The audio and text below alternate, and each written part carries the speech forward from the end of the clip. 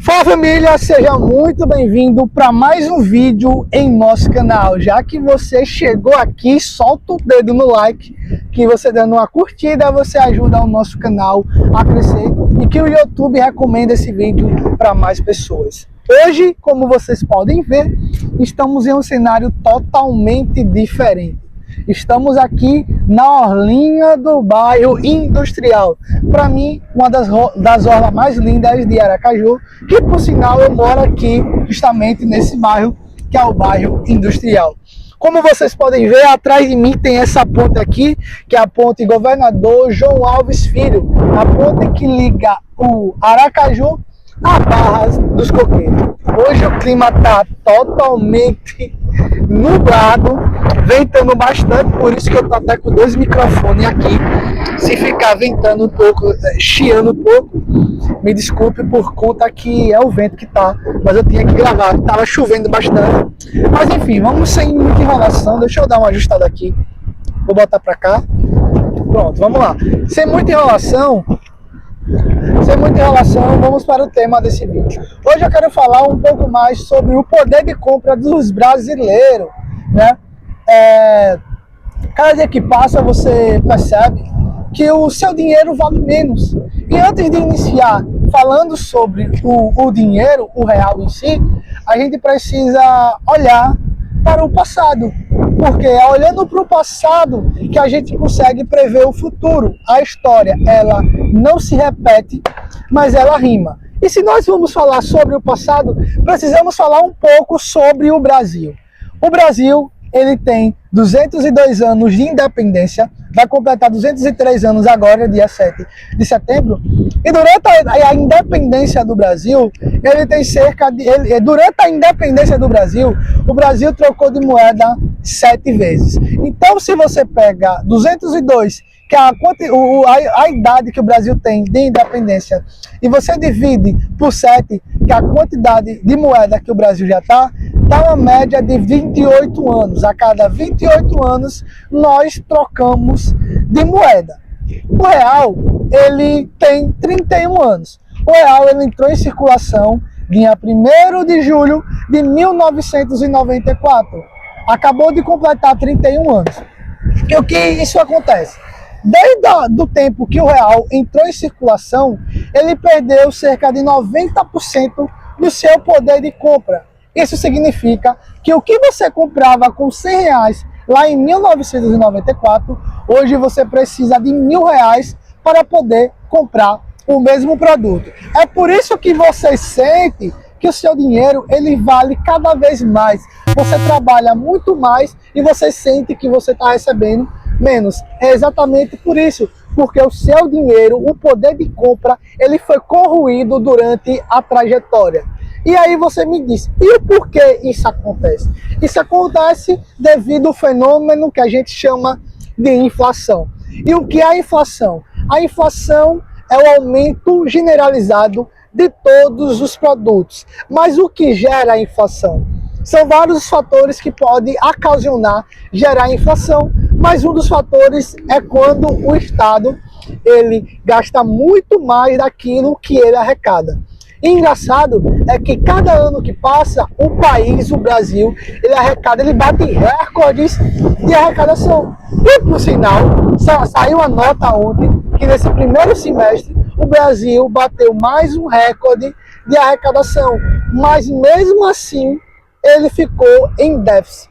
O Brasil, ele atingiu mais um recorde de arrecadação esse ano, em 2025. E mesmo assim ele ficou com um déficit de aproximadamente 48 bilhões de reais. E aí, o que fazer? O que fazer quando o Estado ele gasta mais do que arrecada?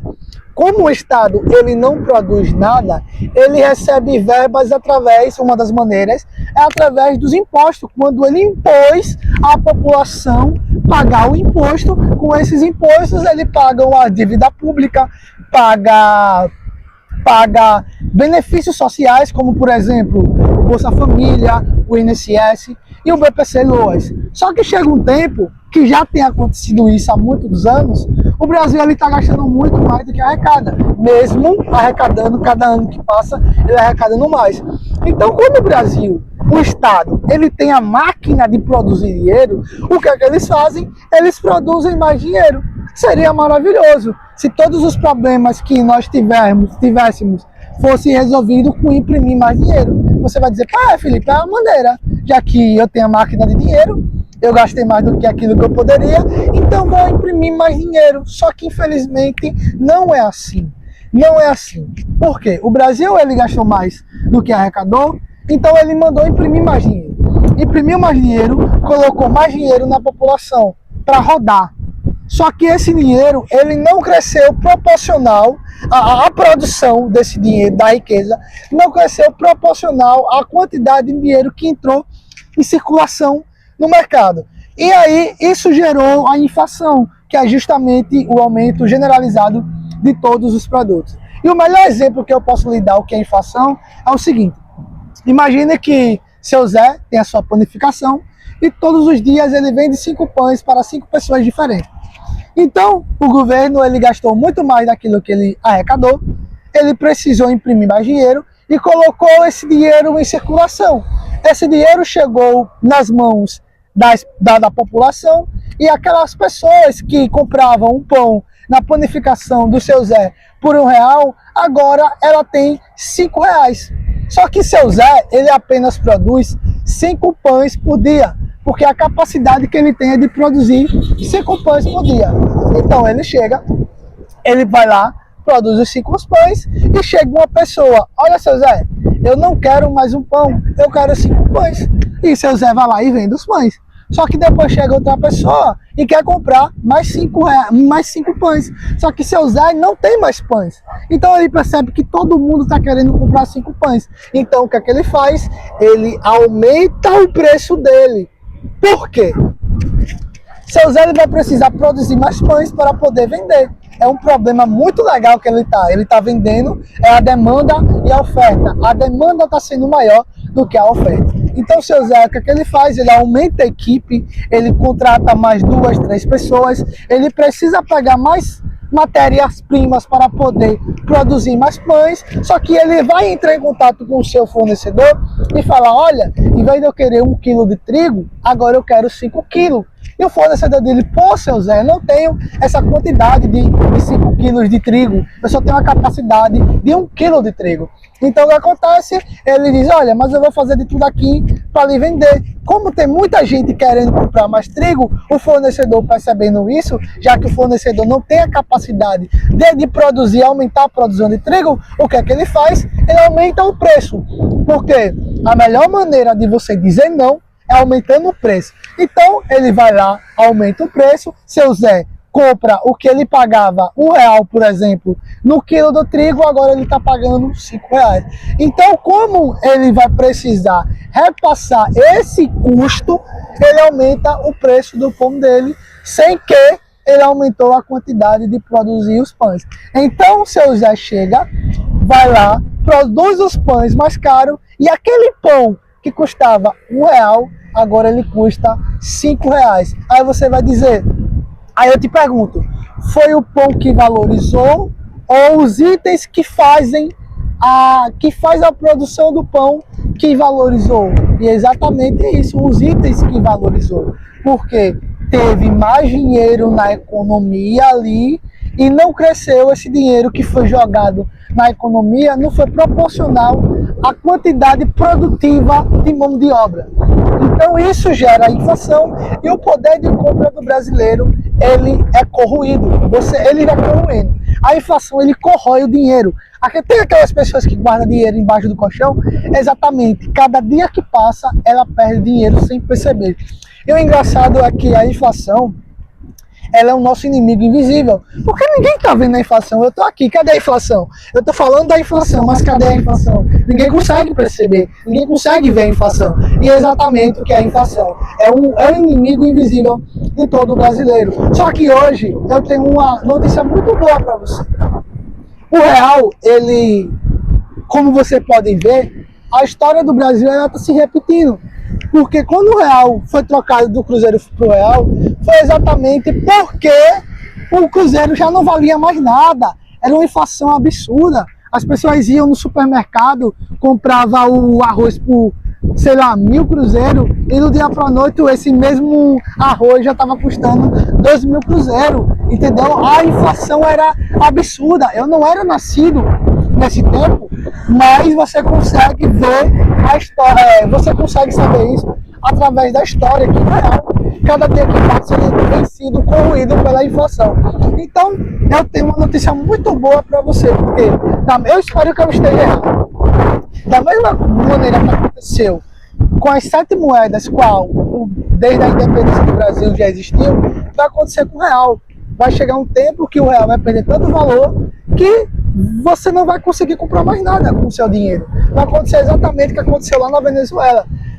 As pessoas estavam fazendo, não comprar, em vez de limpar a bunda com o papel higiênico, estava limpando a bunda com o peso, eu nem sei como é o nome da moeda da Venezuela, mas estava limpando a bunda com o próprio dinheiro da Venezuela, porque estava mais caro você comprar papel higiênico do que você ter aquele dinheiro ali, tá? Era mais vantagem você limpar a bunda com o dinheiro do que você comprar o papel higiênico. Então, da mesma maneira que aconteceu com o Cruzeiro e as moedas anteriores, vai acontecer com o real.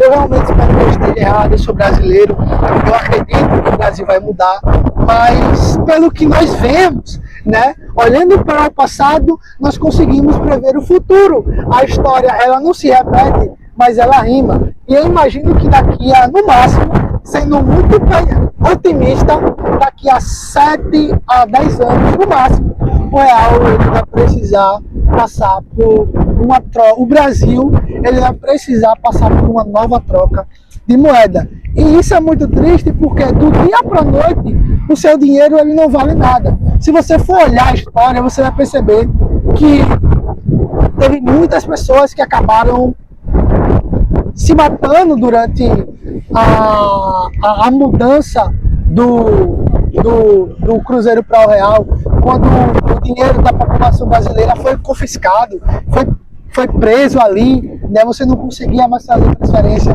por conta da moeda, da troca da moeda. Então, o real é a moeda fiat, quem controla é o Estado. Quem controla é o Estado.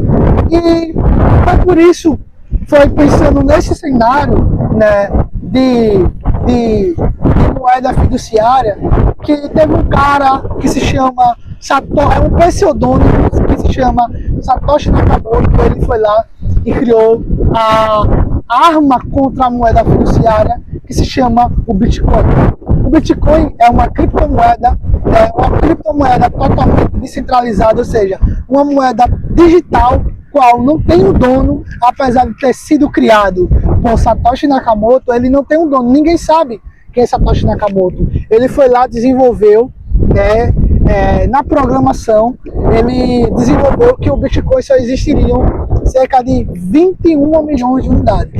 O último Bitcoin ele vai ser minerado em 2140, nós estamos em 2025, ou seja, daqui a mais ou menos 115 anos.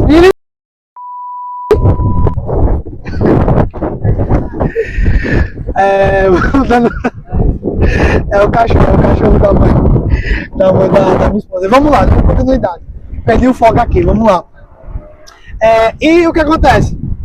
O Bitcoin só existirão 21 milhões de unidades. E aí você vai dizer, como assim o Bitcoin só existe 21 milhões de unidades? Exatamente. No código fonte, qual foi desenvolvido o Bitcoin, está programado lá que só serão minerados cerca de 21 milhões de Bitcoin. Hoje tem em média 16 milhões de Bitcoin em circulação. E cada dia que passa, o Bitcoin ele é valorizado.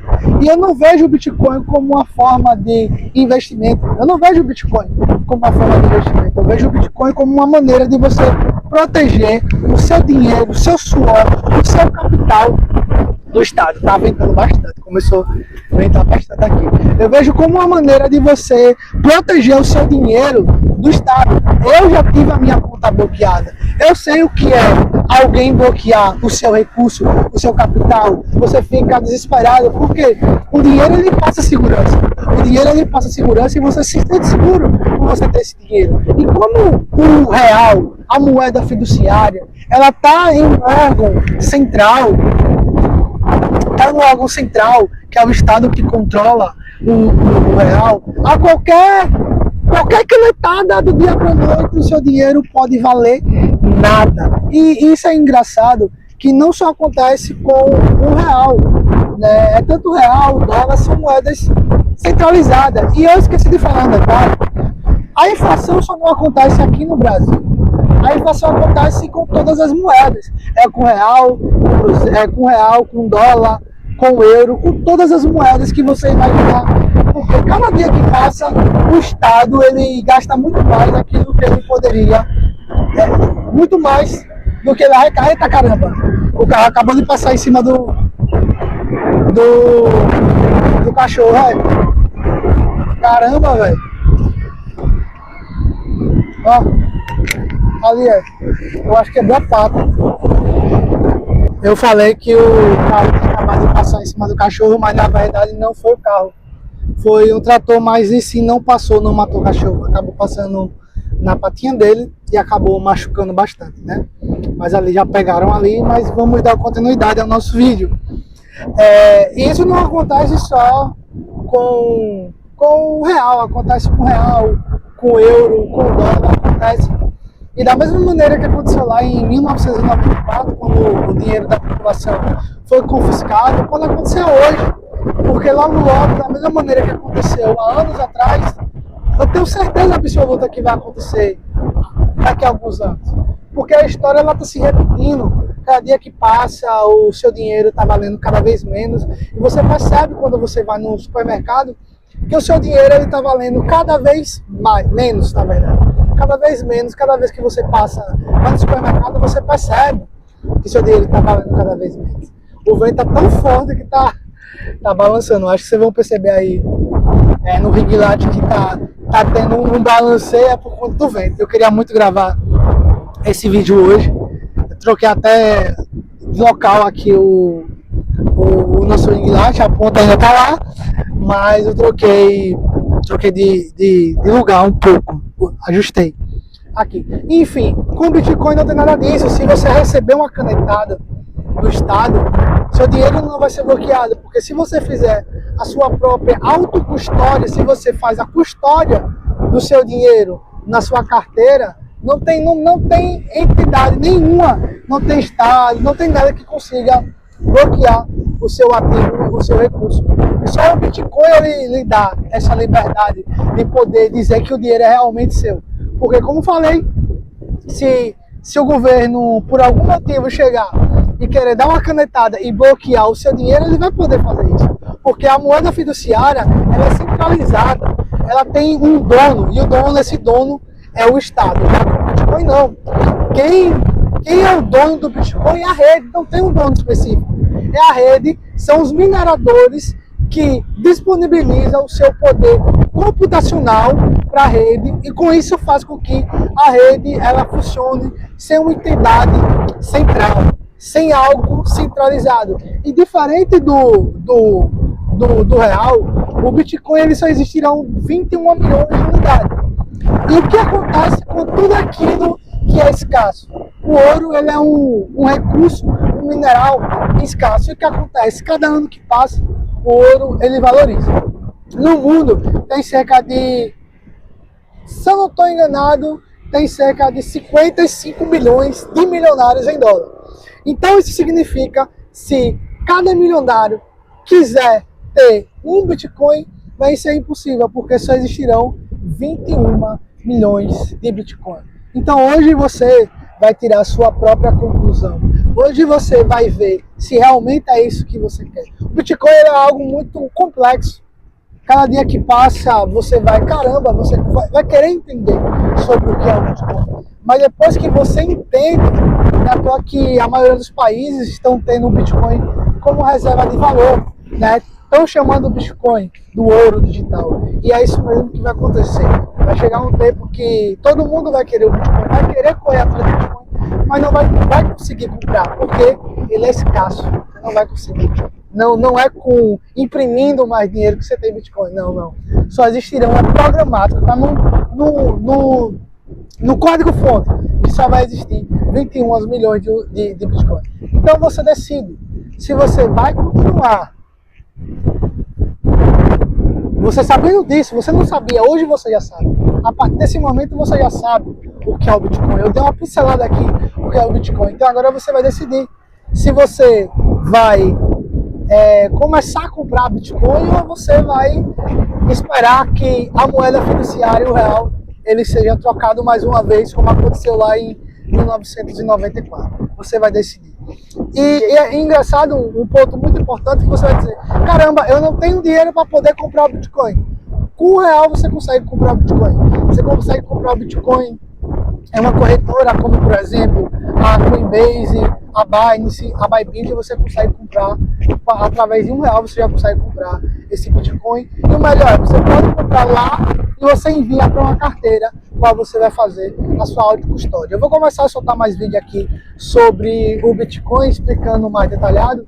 Eu só queria dar um pouco dessa visão do real, né? E é isso aí. Mais uma vez, se você não é inscrito em nosso canal, se inscreve, deixa esse like. Se você gostou, se agregar algum conhecimento, algum valor para sua vida, comenta aí que eu estarei respondendo todos os comentários. Tamo junto, seja rico, seja livre.